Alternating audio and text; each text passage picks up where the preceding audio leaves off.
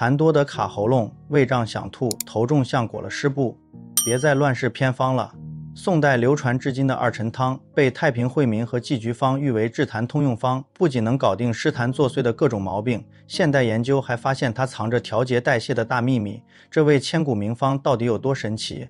先搞懂这方子为啥叫二陈汤，答案藏在2味核心药材里。宋代医家早就发现，半夏和橘红这2味药存放的越久效果越好，药性也更温和，不会过于燥烈伤身。二陈的名字就这么传下来了。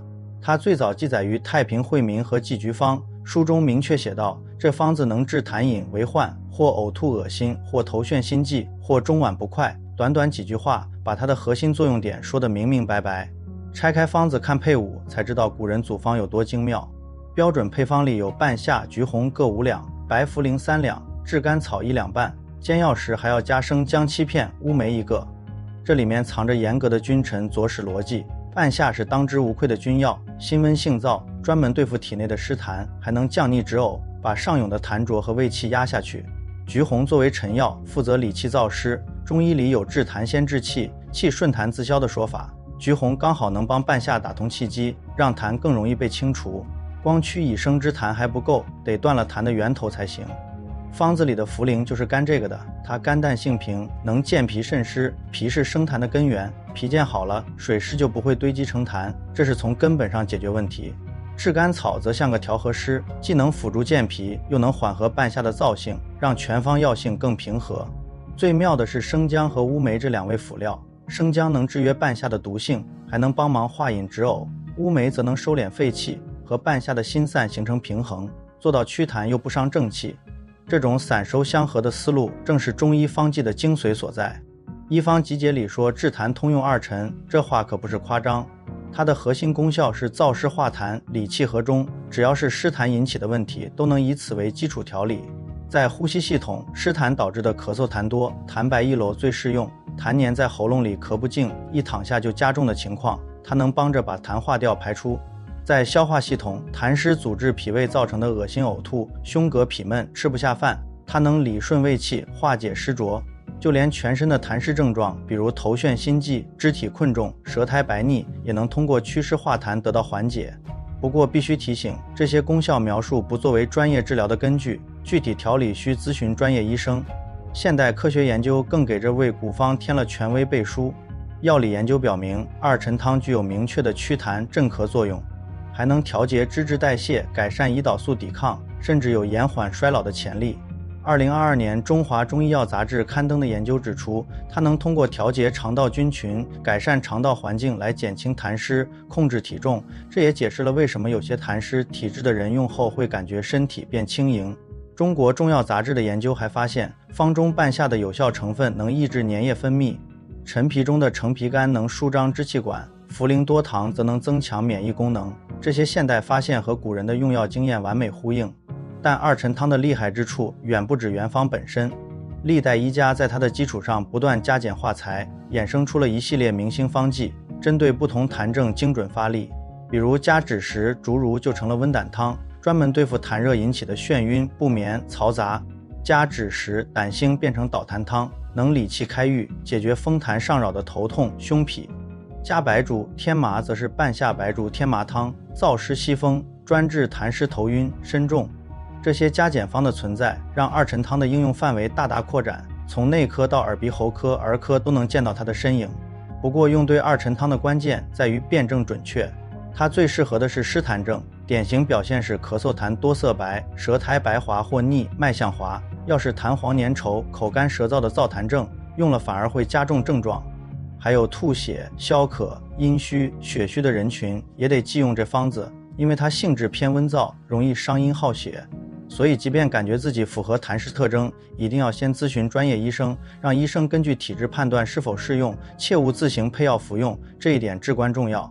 二陈汤能流传近1000年，还被现代临床广泛应用，靠的是标本兼顾的智慧。它既用半夏、橘红驱除已生的痰浊，又靠茯苓、甘草健脾祛湿，切断生痰之源。这种既治标又治本的思路，正是中医治疗慢性病的核心逻辑。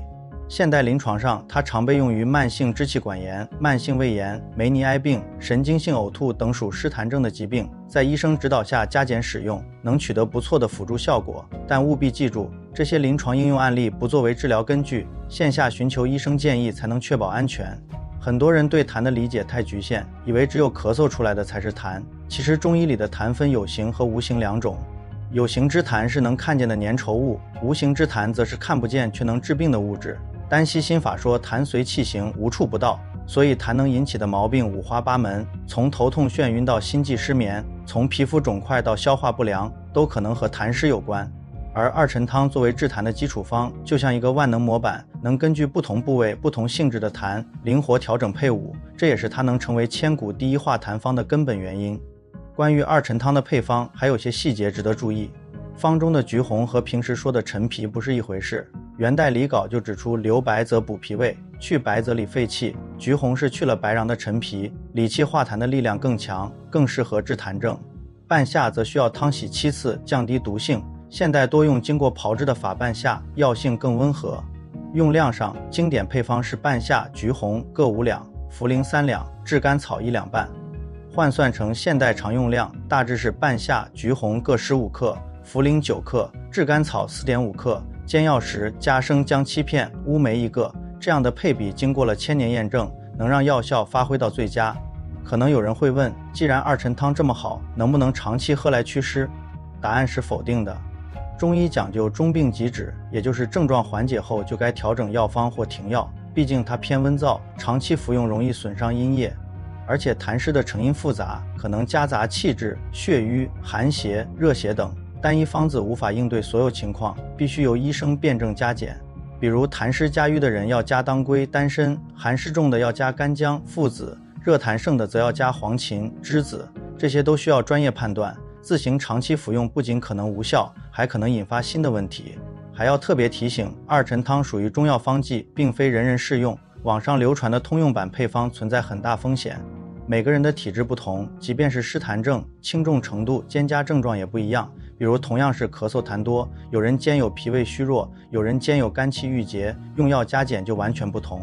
所以无论出于什么目的使用二陈汤，都必须先到正规医院咨询中医师，通过望闻问切判断是否符合症型，在医生指导下确定配方和用量。这既是对健康负责，也是发挥方剂效果的关键。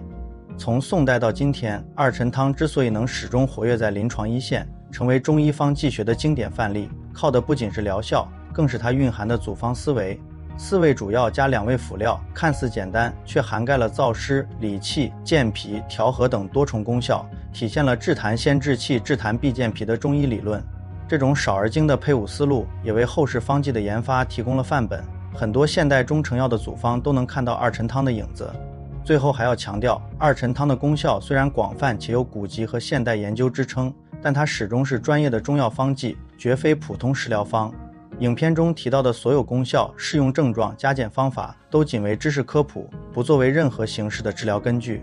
如果身体出现咳嗽痰多、头眩心悸、胸膈痞闷等不适，务必第一时间线下寻求专业医生的诊断和建议。